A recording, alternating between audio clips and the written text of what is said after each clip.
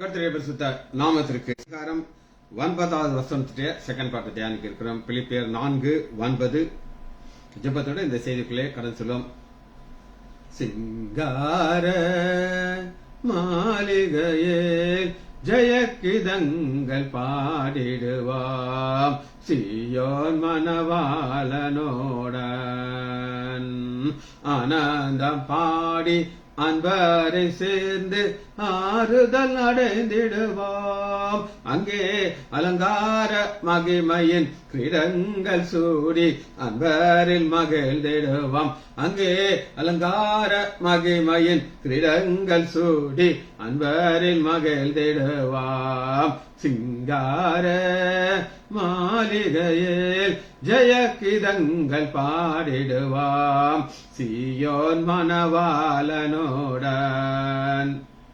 துயரப்பட்டவர் துதித்து பாடிடுவார் துதி உடையுடனே. துயரப்பட்டவர் துதித்து பாடிடுவார் துதியின் உடையுடனே. அங்கே அலங்கார மகிமையின் கிரீடங்கள் சூடி அன்பரில் மகிழ்ந்திடுவாம். அங்கே அலங்கார மகிமையின் கிரீடங்கள் சூடி அன்பரில் மகிழ்ந்திடுவாம். சிங்கார மாளிகையில் ஜெயக்கிதங்கள் பாடிடுவாம் சீயோன் மணவாளனோடன். முள்மூடி நமக்காய் அணிந்த இயேசுவின் திருமுகம் காண்டிடுவாம். முள்மூடி நமக்காய் அணிந்த இயேசுவின் திருமுகம் காண்டிடுவாம்.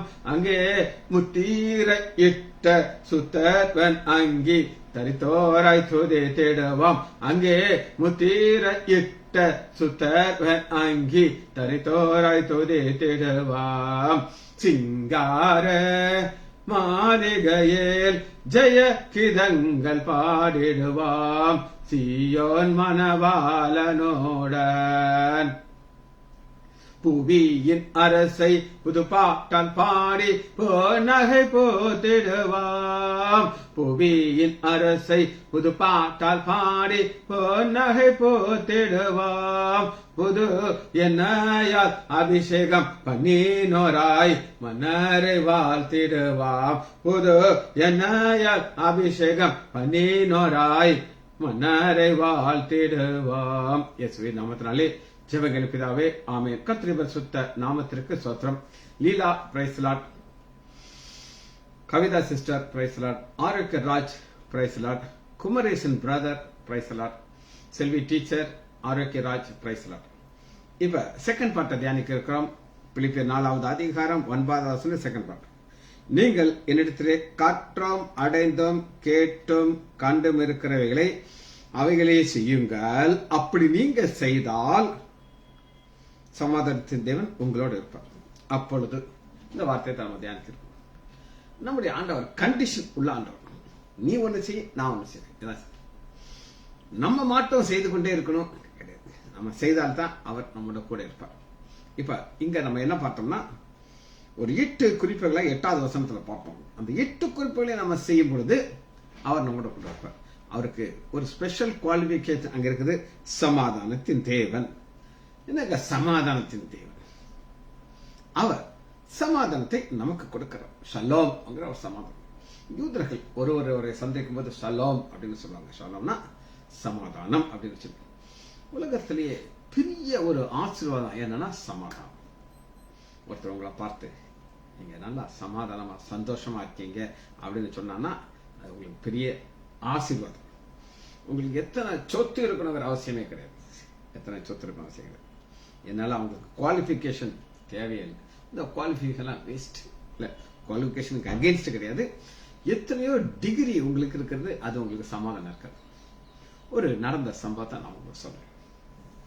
என்னுடைய மாமியார் சொன்ன சம்பவம் இருக்கு. என்னுடைய மாமியார் யார் அப்படின்னு கேட்டீங்கன்னா டாக்டர் சுகுணாபாய். அவங்க திருவனந்தபுரத்தில் மெடிக்கல் காலேஜ்ல பீடியாட்ரிக் டிபார்ட்மெண்ட்ல ஹெச்ஓடியா இருந்தாங்க. Very popular lady. சுகுணாபாய்னா எல்லாருக்கும் அப்படி ஒரு மரியாதை அவங்க மேல இருந்துச்சு. அவங்களுடைய கிளாஸ்மேட் 2 பேரும் ஒன்னா படிச்சாங்க. இவர் ரொம்ப பிரில்லியன்ட். அதனால யூகே இங்கிலாந்து போய் அங்க செட்டில் ஆயிட்டாரு. சரி, நம்ம ரிட்டையர்ட் ஆகி திரும்ப நம்முடைய கேரளாக்கு வருவோம்னு வந்துட்டார். அவரு சாப்பாட்டுல ரொம்ப பர்டிகுலரா இருக்கும். அதாவது ஒரு டெய்லி அவங்க வீட்டுல எல்லாரும் வெயிட் மிஷின் ஏறி நிற்கும். நான் வெயிட் பார்ப்பேன், இல்லை நான் சொல்ல மாட்டேன். அதான் நமக்கு தெரியும் வெயிட் கூடுதா இல்லையா பார்ப்போம். அதுல ஒரு அரை கிலோ கூடிருச்சா 2 நாள் டயட்டை மாத்திட்டு வர்றாரு எல்லாரும். ஏதாவது ரூல்ஸ். இவங்க பார்ட்டி வைப்பாங்க, டாக்டர்ஸ் கெட் டுகெதர். அப்போ அவர் சொல்லிடுவாரு, சுகுணா கிளாஸ்மேட்ல சுகுணா தான் சொல்லுவாங்க, எனக்கு 2 சப்பாத்தி வேணும், நான் என்னுடைய தண்ணியை நான் கொண்டு வந்துடுவேன், வெஜிடேரியன் ஒரு சப்ஜி, அதுக்கு மேலே யார் என்னை ஃபோர்ஸ் பண்ணக்கூடாது, உங்களை மாதிரி நான்வெஜ்லாம் நான் சாப்பிட மாட்டேன். அது கரெக்டாக அவ்வளோதான் சாப்பிட்றேன். ரொம்ப ஃப்ரெண்ட்லி மேன். அவருக்கு திடீர்னு ஒரு நாள் என்ன நடந்தது அப்படின்னு கேட்டிங்கன்னா, இந்த இடத்துல ஒரு சொல்லிங் வந்துருச்சு, கொம்பு மாதிரி லேசாக வர ஆரம்பிச்சிச்சு. அவர் போய் ஒரு சர்ஜன்ட்ட, அவர் ஒரு டாப் மேன், அதனால எல்லாருக்கும் அவர் தெரியும், இங்கே ஒரு சொல்லிங் இருக்குது, நீ ஒரு லோக்கல் போட்டு இதை எனக்கு எடுத்து கொடுத்துரு அப்படின்னு சொன்னார். அவருக்கு ஒன்றும் பிரச்சனை இல்லை, ஆனால் அதுக்கு முன்னாடி ஒரு சிடி பார்த்துருவோம் அப்படின்னாரு, ஸ்கேன் பார்த்துருவோம்.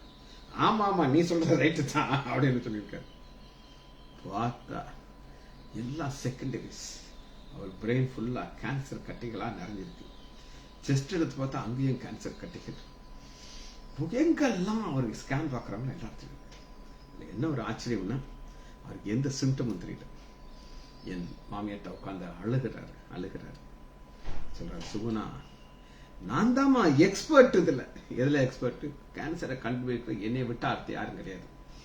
எத்தனையோ பேருக்கு ஏர்லி கேன்சர் டெடிகேட் பண்ணி அவங்க நான் சரி பண்ணிருக்கேன். ஆனா எனக்கு இவ்வளவு கேன்சர் கட்டி வந்துச்சுன்னு எனக்கு தெரியல, அவ்வளவு சைலண்டா இருந்திருக்க மாட்டேன். அப்புறம் தான் அதனுடைய வேலையை காட்ட ஆரம்பிக்குது. வாலி அது சைலண்டா இருந்துச்சு. இன்னைக்கு இவங்க அதை கண்டுபிடிச்சாங்களோ பெயின். சொல்றாரு, என் வாழ்க்கை முழுவதும் நான் டிராஜடிலேயே நான் சாக போறேன், அழுதுகிட்டே தான் நான் சாவேன், எப்படி என் வாழ்க்கை முடிய போதும் அப்படின்னு சொல்லி ஒரு நாள் அவர் மறைச்சிட்டார்.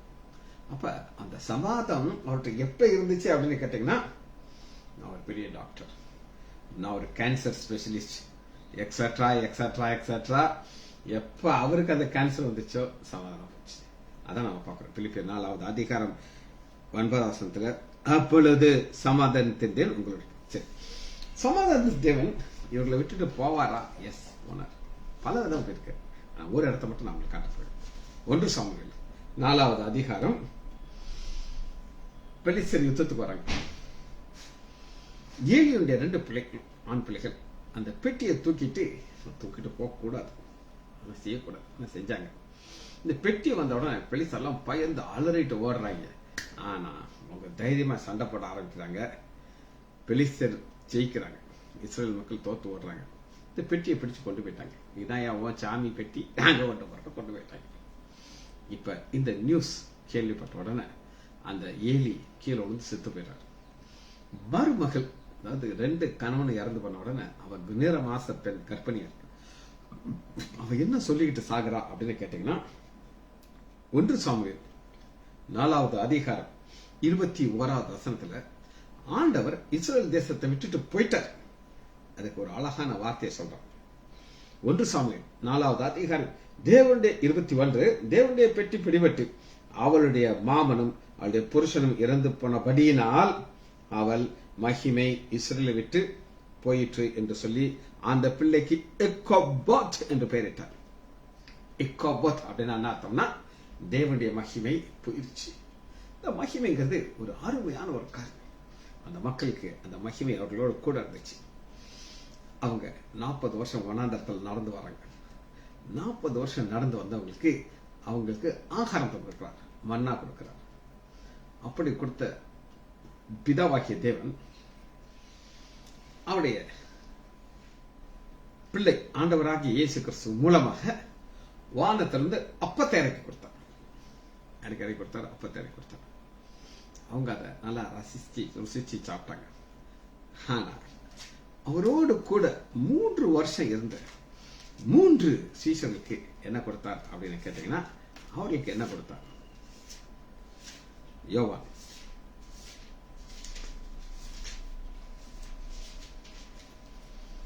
21வது அதிகாரம் 9 அவர்கள் கரையிலே இறங்கின பொழுது கரி நெருப்பு போட்டிருக்கிறதையும் அதன் மேல் மீன் வைத்திருக்கிறதையும் அப்பத்தையும் கண்டார்கள். இப்ப ஆண்டவர் சொல்றாரு, போஜனம் பண்ணுங்கிறார். கேட்டுப்பாங்க. 40 வருஷமா நடந்து வந்துட்டு என்ன கொடுத்தா சொல்லுங்க? வானத்திலிருந்து மண்ணா வந்துச்சு. அவர் பின்னாடியே போனாங்க. 5000 பேர். அவங்களுக்கு வானத்திலிருந்து அப்பத்தை இறக்கி கொடுத்தார். ஆனா கூடவே இருந்த சீஷர்களுக்கு என்ன கொடுக்கிறார் அப்படின்னு கேட்டேன். இது கிரியேட்டட்னா என்னன்னா உங்களுக்கு சொல்றேன். இப்ப அந்த இஸ்ரேல் தேசத்துக்கு நீங்க போனீங்கன்னா அவங்களுக்கு அப்பம், பிரெட் ரொம்ப ஸ்பெஷலான ஒரு காரியம். அந்த பிரெட் அப்பங்கிறது அவங்க எதுல இருந்து செய்வாங்க? கோதுமையில இருந்து செய்வாங்க. இப்ப வேற ஊர்ல இருந்து யாராவது ஒரு ஆளு, ஐயா நான் பெத்லகேம் போறேன், உனக்கு என்ன வேணும்னு சொல்லு, நான் வாங்கிட்டு வரேன், அண்ணே வாங்கிட்டு வரேன், காசு கொடுத்துருவான்.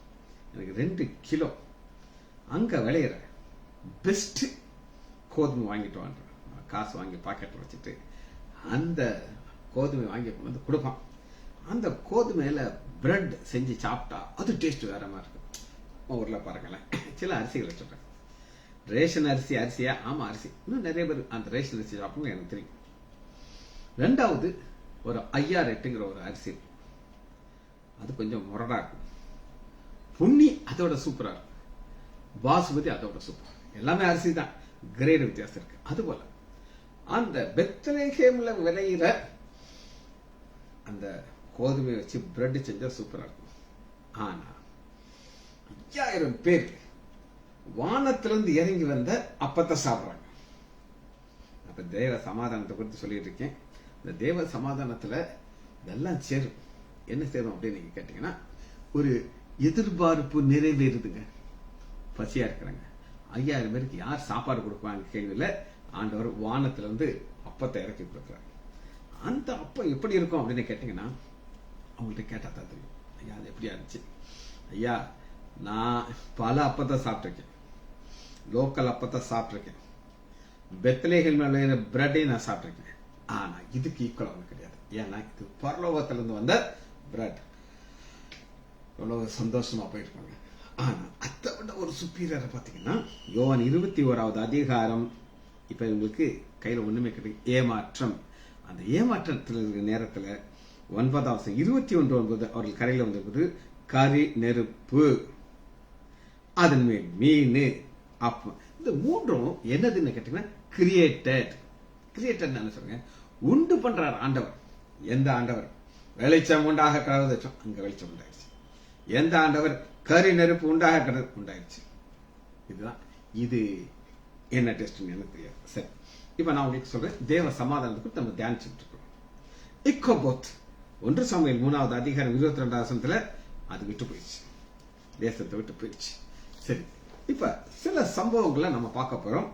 அதன் மூலமாக தேவ சமாதானம் எப்படி இருக்கும் நம்ம கண்டுபிடிக்க போறோம்.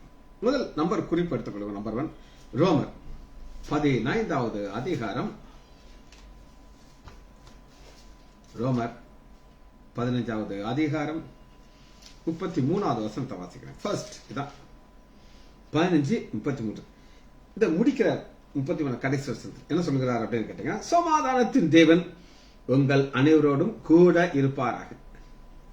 எப்ப கூட இருப்பார்ங்கிறத நம்ம பார்க்க போறோம். இது எங்க இருந்து நம்ம பார்க்க போகிறோம் அப்படின்னு கேட்டீங்கன்னா, ரோமர் 15வது அதிகாரம் 18வது வசனத்துல ஒரு பாருங்க, புறஜாதியாரை வார்த்தையினாலும் செய்கையினாலும் கீழ்ப்படியபடிக்கு அற்புத அடையாளத்தின் பலன். இந்த சமாதானத்தின் தேவன் என்ன செய்கிறார் அப்படின்னு கேட்டீங்கன்னா, ஒரு புறஜாதியார் ஜனத்தை அவரோட சேர்க்கணும். நம்மெல்லாம் தகுதியே கிடையாது. இஸ்ரேல் மக்களுக்கு போட்டியே போட முடியாது. இப்பெல்லாம் பாத்தீங்கன்னா அவருடைய ஞானத்தை இந்த யுத்தத்துல பார்த்து எப்பாவுமே வாய பழந்துட்டான். ஆனா அவர்களுக்கு ஈக்குவலா நம்மளை வைக்கிறார் புறஜாதியாக. அற்புதத்தினாலும் அடையாளங்களும் பலத்தினாலும் தேவ ஆவியின் பலத்தினாலும், தேவ ஆவியின் பலம். இப்ப நம்ம தேவ சமாதானம் நமக்கு தேவைன்னா தேவ ஆவியின் பலன் நமக்கு தேவை. பலத்தினாலும் அல்ல, பராக்கிரமத்தினால் அல்ல, என்னுடைய ஆவினாலே அவன் சகரியால பார்த்தோம். ஒரு பர்வதத்தை குறித்து ஒரு புல் செய்தி நான் உங்களுக்கு சொல்றேன். இங்க நமக்கு சமாதானம் வேணும்னா ஆவியானவர் நம்ம மகிமைப்படுத்திக் கொண்டே இருக்கணும். இது நம்பர் 1. கிறிஸ்துவானவர் இயேசு கிடையாது, மேசியா தேவகுமார் கிறிஸ்துவானவர் என்னை கொண்டு நடப்பித்தல் சொல்லாமல் சொல்லாமல் சொல்லுவேன், சாட்சி சொல்லுவேன்.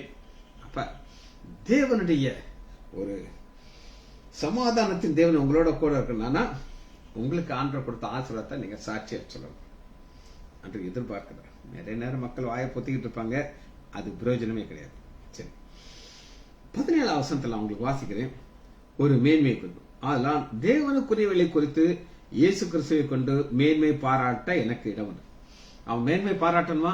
இன்னும் பெருமை இருக்கக்கூடாது. ஆனா இதுல பெருமை போகும். நான் உங்களுக்கு பல முறை நான் உங்களுக்கு சொல்லியிருக்கேன். என்னைய ஆண்டவராகி இயேசு கிறிஸ்து ஆசீர்வதிச்சது போல வேற ஒருத்தர் ஆசீர்வதிக்கலன்னு சொல்லி நேற்று என் பேரன் Steve Sujith Raj full portion ஒரு ரிவிஷன் எக்ஸாம் வச்சிருக்காங்க. பயந்துகிட்டே போனோம், ஃபெயில் ஆகிக்கணும். அவன் எங்க ஃபெயில் ஆகுது பார்த்தா 2 சப்ஜெக்ட்ல ஃபர்ஸ்ட் மார்க். கர்த்தருக்கு சோஸ்திரம், 2 சப்ஜெக்ட்ல ஃபர்ஸ்ட் மார்க். அது தாங்க தேவன். நான் ஆண்டவரை மகிமைப்படுத்திக் கொண்டே இருப்பேன், மகிமைப்படுத்த சாட்சி சொல்லிக்கிட்டே இருக்கேன். இன்னொரு பக்கம் ஆண்டவர் ஆசிரியர், அது தேவ கிருபைன்னு பார்க்கணும். என்னை கொண்டு தன் ஊழியத்தை குறித்து சொல்கிறார். இது ஏன் இதை குறித்து சொல்லுகிறார் அப்படின்னு நீங்க கேட்டீங்கன்னா இதற்கு விளக்கத்தை நம்ம பார்க்கணும். சாட்சியாக ஆண்டவர் உண்டு பண்ணுகிறார். அப்போஸ்தலர் 1வது அதிகாரம் 8வது, பரிசுத்த ஆவியானவர் உங்களிடத்தில் வரும்பொழுது நீங்கள் பலன் அடைந்து. இந்த பலத்தோடு தான் நீங்க போகணும், உங்களுடைய மாமிச பலன் கிடையாது. எருசலேமிலும் நீங்க வாழ்கிற இடம், யூதேயா முழுவதும், சமாரியாவிலும், பூமி கடைசி பரிந்தும் எனக்கு சாட்சியாயிருப்பீர்கள். நம்ம சாட்சி சொல்லணும். அப்பதான் தேவனுடைய காட் ஆஃப் பீஸ் நம்மோட கூட இருப்பார். சரி, அடுத்து 21வது வசனத்தை வாசிக்கிறேன். ரோமர் 15:21. நான் மற்றவனுடைய அஸ்திபாரத்தின் மேல் கட்டாமல் கிறிஸ்துவனுடைய நாமம் சொல்லப்படாத சுவிசேஷத்தை ஏற்றுக்கொண்டேன். இதாங்க உங்களுக்கு தேவனுடைய சமாதானம் உங்களுக்கு வேணும்னா நீங்க சுவிசேஷத்தை சொல்லாத இடத்துல சொல்லணும். ஆர் ஸ்டான்லி இதுக்கு அருமையான ஒரு உதாரணம் சொல்றார். இந்த மதுரைங்கிற ஊர் தெரியும், நம்ம ஊர் பக்கத்துல இருக்கு. அங்க எத்தனை சபை இருக்கு நீங்க சொல்லவே முடியாது. போட்டி போட்டு போட்டி போட்டு கர்த்தர் நல்லவர், நம்முடைய ஜெபத்திற்கு பதில் கொடுத்தார். சோத்திரம். தம்பிக்கு இன்னும் கொஞ்சம் ஆவிக்குரிய வாழ்க்கையில வளரணும், அதுக்காக நீ தாய் உங்ககிட்ட தான் கணக்கு. மதுரை எத்தனை சபை இருக்குது. மதுராக்கு அங்க போய் சுவிசேஷம் சொல்லி சபை. மதுரா எது அப்படின்னீங்கன்னா கிருஷ்ணன் பிறந்த ஊர். அங்க போய் சுவிசேஷம் சொல்லி மதுரையிலேயே போய் என்ன செய்யாத சபையை கட்டிட்டு இருக்காதுன்னு சொல்றாரு. அதனாலதான் பவுல் சொல்றாரு, தேவனுடைய சமாதானம்னா சுவிசேஷம் சொல்லாத இடத்துல போய் சொல்லணும். 24வது வசனத்தை நான் நான் ஸ்பானியா தேசத்துக்கு பிரயாணம் பண்ணீங்களே, உங்களிடத்துல வந்து உங்களை கண்டு கொள்ளவும். பவுல் சொல்ற என்னத்தை கண்டு கேட்டும் செய்தது. இப்ப ஸ்பானியா ஸ்பெயின் தேசத்துக்கு போறாரு. திருத்தடைவும் பிற ஒன்றவன். இப்ப என்ன அவர் எதிர்பார்க்கிறாரு அப்படின்னு கேட்டீங்கன்னா 25 இப்பொழுதோ பரிசுத்தவான் உதவி செய்வாங்க. அப்ப பரிசுத்தவான்களுக்கு உதவி செய்யும். இவர் என்ன எதிர்பார்க்கிறாருன்னா காணிக்கை. 26 பரிசுத்தவான்களுக்குள்ளே தர்மகரை செய்த பொருள் சகாயம் செய்யும். இது ஹெல்ப் எதிர்பார்க்கிறார். எதற்காக இந்த பவுல் இந்த ஹெல்ப் எதிர்பார்க்கிறார் பாப்போமா? பைபிள் எல்லாம் வித்தியாசமா இருக்குங்க. எதற்காக காணிக்கை எதிர்பார்க்கிறார் அப்படின்னு கேட்டீங்கன்னா பிலிப்பியர் 4வது அதிகாரம் 17வது வசனத்துல உபகாரத்தை நான் நாடாமல், எனக்கு தேவையில்லையா ஆண்டவர் எப்படினாலும் சந்திச்சிருவார், நாடாமல் உங்கள் கணக்குகளே பலன் பெறும். அப்ப நீங்க ஆண்டவருக்கு கொடுக்க கொடுக்க கொடுக்க உங்க அக்கௌண்ட்ல ஏறிட்டே போகும். நான் அனுபவிச்சிருக்கிறேன். அப்ப உங்க கணக்குல அக்கௌண்ட்ல ரூபா சேர சேர உங்களுக்கு என்ன வந்துடும்? தேவ சமாதானம் வந்துடும். இது அடுத்து பாருங்க 29வது வசனம். நான் உங்களிடத்தில் வரும்பொழுது கிறிஸ்துவின் சுவிசேஷத்தின் பூர்ண ஆசீர்வாதத்தோடு வருவேன். கிறிஸ்துவின் சுவிசேஷத்தின் சம்பூர்ணமான ஆசீர்வாதம் வரும்போது அவர் ஹாப்பியா வருவார். அவருக்கு என்ன இருக்கும்? சமாதானம். இவ்வளெல்லாம் நான் செஞ்சேன், அதனால 33 வசனத்துல பாருங்க, சமாதானத்துடன் உங்களால் இவ்வளவு நீங்க செய்யும்போது வந்துடுவார். சரி, 2வது ஒரு குறிப்பை நான் உங்களுக்கு காட்ட போறேன். ரோமர் 16வது அதிகாரம் 20வது வசனம். 16-20. 2வது சமாதானத்தின் தேவன் எப்பொழுது உங்களோட கூட இருப்பார். சமாதானத்தின் தேவன் சீக்கிரமாய் சாத்தானை உங்கள் கால்களுக்கு கீழே நசுக்கி போடுவார். நம்முடைய கர்த்தராகிய இயேசு கிறிஸ்துவினுடைய கிருபை உங்களோடு கூட இருப்பதாக. சமாதானத்தின் தேவன் சீக்கிரமாக சாத்தான் உங்களை கால்களுக்கு. சாத்தான் என்ன செய்வான் அப்படின்னு கேட்டீங்கன்னா, அப்படியே பார்த்துக்கிட்டே இருப்பான். எங்கிட்ட உள்ள வந்து ஒரு அடி அடிக்கலான்னு பார்த்துக்கிட்டு இருப்பான். ஒவ்வொருத்தருடைய வாழ்க்கையிலையும் ஒவ்வொரு சில காரியங்கள்ல சீக்கிரமாகங்கிறது ஒரு நடக்கும். சீக்கிரமாக இந்த சீக்கிரங்கிறது என்ன நான் உங்களுக்கு சொல்லுவேன். இப்ப நான் ரட்சிக்கப்பட்டேன், உங்களை குடிகாரன் அப்படி இருந்த என்னைய ஆண்டவர் மாத்தினார். அதற்கு அவர் எடுத்துக்கொண்ட டைம் அதுல கேப் மட்டும் மாறிக்கிட்டே இருக்கும். சரி, இப்ப இந்த 16வது ரோமர் 16வது அதிகாரம் 20வது வசனத்துல பாத்தீங்கன்னா, ரோமர் 16:20 ஒரு பெரிய பேர் லிஸ்ட் இருக்குதுங்க. அந்த லிஸ்ட்ல என்ன ஒரு முக்கியமான ஒரு கேபிட்டல் லெட்டர்ல கொடுத்துருக்குன்னா 16:1 பாருங்க. கெங்கேரியா ஊர் சபை ஊழியக்காரியாகிய நம்முடைய சகோதரி பரையாலை நீங்கள் கர்த்தருக்குள் பாருங்க. 8வது கர்த்தருக்குள். கர்த்தருக்குள் எல்லாமே கர்த்தருக்கு, அது மட்டும் பெருசா போட்டு இந்த கர்த்தருக்குள் இருந்தா தான் முடியும். நீங்க கர்த்தரை விட்டு வெளியில வந்து சமாதானம் போயிடும். சாத்தா உங்க மேல இருந்து டங்கு டங்குன்னு ஆடிட்டு இருப்போம். அப்ப கர்த்தருக்குள் வாழ்கிற ஒரு வாழ்க்கையை நீங்க வாழ்ந்துகிட்டே இருந்தீங்கன்னா இது முடியும், இல்லைன்னா முடியாது. சரி, கர்த்தரை விட்டு வெளியில போனா ஒரு மனிதனை நான் காட்ட போறேன் உங்களுக்கு. எடுத்துக்கொள்ளாமா, இவரு சீஷன் ஷீடர் ஃபைனான்ஸ் யோவான் 13வது அதிகாரம் 2வது வசனத்துல இந்த யோவான் யூதாஸ் காரியத்துக்கு ஆசை, பணம் மேல வந்துருச்சு. பண ஆசை. அந்த பண ஆசை வந்துருச்சுனாலே எல்லா பிரச்சனையும் வந்துருச்சு. வாசிப்போமா, 13வது அதிகாரம் 2வது வசனம். சீமோனின் குமாரனாகிய யூதாஸ் காரியோத்து அவரை காட்டி கொடுக்கும்படி பிசாசானவன் அவன் இருதயத்தை தூண்டின பின்பு, வெளியில இருந்து தூண்டிக்கிட்டு இருக்கான். காசு வாங்கியாச்சுல மனுஷன் செய்யணுட்டு வெளியில இருந்து தூண்டிக்கிட்டே இருக்கான். எங்க இருக்கான்? வெளியில இருக்கான். ஆனா 27வது வசனம் யோவான் 13:27 அந்த துணிக்கை அவன் வாங்கின பின்பு சாத்தான் அவனுக்குள் புகுந்தான். உள்ள வந்துட்டான். இதுவரை வெளியில இருந்தான், இப்ப உள்ள வந்துட்டான். இவ்வளவு வந்துட்டான், எனக்கு சொல்லி முடிஞ்சிருச்சு.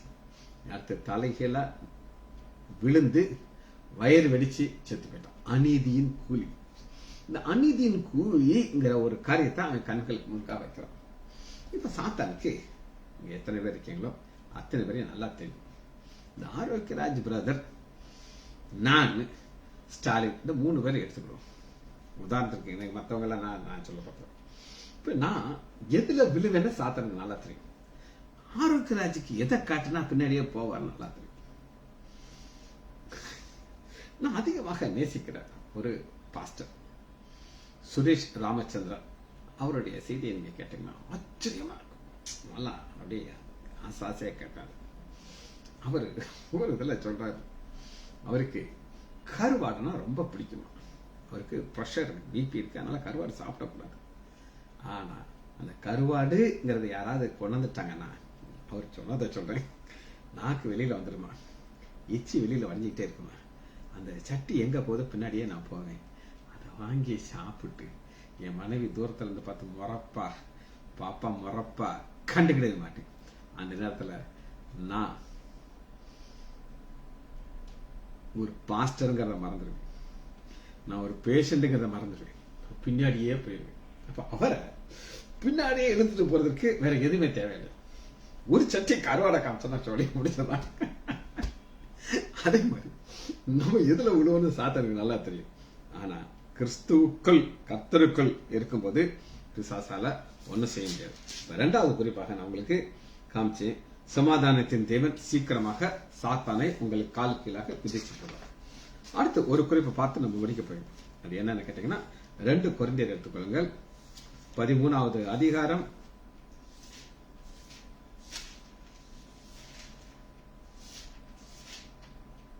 13வது அதிகாரம்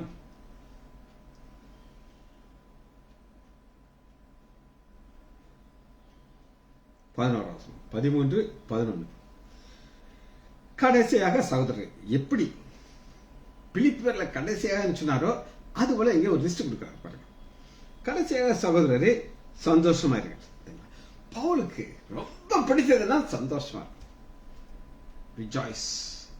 ஆனா நம்ம எத்தனை பேர் சந்தோஷமா இருக்கோம்னு எனக்கு நான் ரொம்ப சந்தோஷமா இருக்கேன். ஆண்டவர் ஒவ்வொரு பாவக்காய் குழம்பு என்னால யோசிச்சு பார்க்க முடியாது.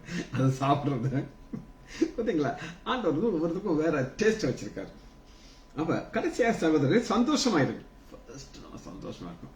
நான் அப்பவுமே சொன்னேன், நம்ம சந்தோஷமா இல்லைன்னா உலகத்துல யாரும் சந்தோஷம் முடியாது. நற்சீர்படுத்துங்கள், சண்டை எல்லாம் போட்டால் சீர்படுத்துங்கள், ஆறுதல் அடையுங்கள். ஏன் ஆறுதல் அடையணும்? சமாதானத்தின் தேவன் நம்மோட இருக்கிறார். ஏக சித்தியா இருக்கும், ஒரே போக்கஸ். அப்பொழுது ஏக சந்தியா இருங்கள், சமாதானமாயிருங்கள். அப்பொழுது அன்புக்கும் சமாதானத்திற்கும் காரணராகிய ஆண்டவர். அன்புக்கும் சமாதானம். ஃபர்ஸ்ட் அன்பை வச்சுட்டு சமாதானம் வச்சுப்பாங்க.